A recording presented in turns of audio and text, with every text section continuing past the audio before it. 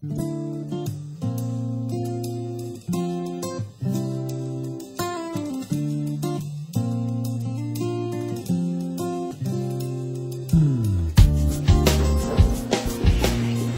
l'histoire d'un enfant qui était très malade. Et cet enfant devait, voir son sang être changé. Il avait une maladie du sang. Alors le médecin passe des annonces dans les journaux, par la radio, même par la télé. On demande du sang pour un enfant, afin qu'il vive. Mais les jours passèrent. Pas de réponse. Aucune réponse. Et un jour, alors que la maladie de ce petit garçon l'emmenait tranquillement à mourir, il était en train de s'affaiblir. Voilà que ce médecin rentre chez lui à la maison et commence à discuter avec son fils, son seul fils, son unique fils. Et il lui parle de ce petit garçon qui avait besoin de sang, d'un sang particulier. Alors le fils lui dit, mais papa, quel sang est-ce que j'ai moi? Et le père, étonné de cette question, constate que son fils avait le même sang que ce petit garçon.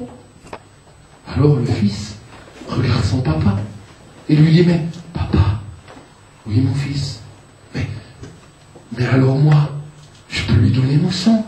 Si je lui offre mon sang, il vivra. Le papa est d'abord fâché. Il sait que si son propre fils donne son sang, il risque de mourir. Il risque de ne pas survivre. Et le papa hésite, il dit, mais non, tu ne peux pas donner ton sang. Tu es mon fils, je t'aime. Tu risques de mourir. Il regarde son papa et lui dit, mais papa, ne m'as-tu pas toujours dit qu'il était tellement beau, comme l'a fait Jésus, de pouvoir donner sa vie pour quelqu'un? Papa le regarde, lui dit, oui, tu as raison.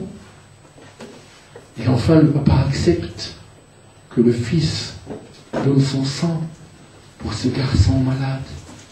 Quelques jours plus tard, alors que l'opération s'était bien déroulée, le papa, qui est médecin, retourne au chevet de cet enfant qui, à présent, n'était plus malade parce qu'il avait reçu le sang de son propre fils. Et alors cet enfant, qui commençait tranquillement à retrouver des forces, se réjouissant de ce que le médecin avait trouvé quelqu'un pour donner son sang, dit au médecin, mais est-ce que je pourrais voir cet enfant qui a donné son sang pour moi? Je voudrais le voir, je voudrais le remercier pour ce qu'il a fait. Je voudrais voir quelle tête il a, quelle figure il a, parce que grâce à son sang, je suis sauvé. Et le papa, le médecin tout triste, baisse la tête, regarde l'enfant, lui dit, mais tu ne peux pas le voir. Mais pourquoi je ne peux pas le voir? Si, je voudrais le voir, s'il te plaît, j'aimerais le remercier. Et le médecin lui dit, cet enfant est mon fils. Alors je veux voir ton fils. Montre-moi ton fils qui m'a donné son sang. Et le médecin le regarde et lui dit, tu ne peux pas le voir. Mais pourquoi? Il est mort pendant l'opération en donnant son sang pour toi. Il est mort. Le petit garçon le regarde, lui dit, mais pourquoi il a fait ça pour moi? Il ne me connaissait pas. Oui, mais il connaissait Jésus.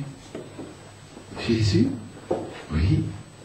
Et il aimait tellement Jésus qu'il a dit oui pour donner son sang. Mais est-ce qu'il savait qu'il risquait de mourir? Oui, il le savait. Et il a continué à dire oui?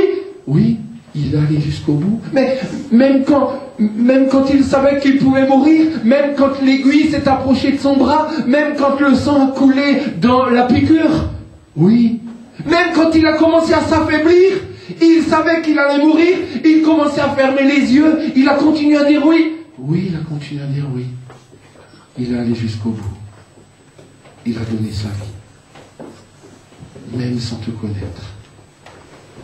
Mais alors, dit le petit garçon, si son sang coule dans mes propres veines et que lui aimait Jésus, est-ce que cela veut dire que moi aussi, je peux aimer Jésus comme il a aimé Jésus?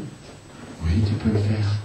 Est-ce que ça veut dire que si j'aime Jésus, je serai moi aussi capable de peut-être aller jusqu'à donner ma vie pour les autres?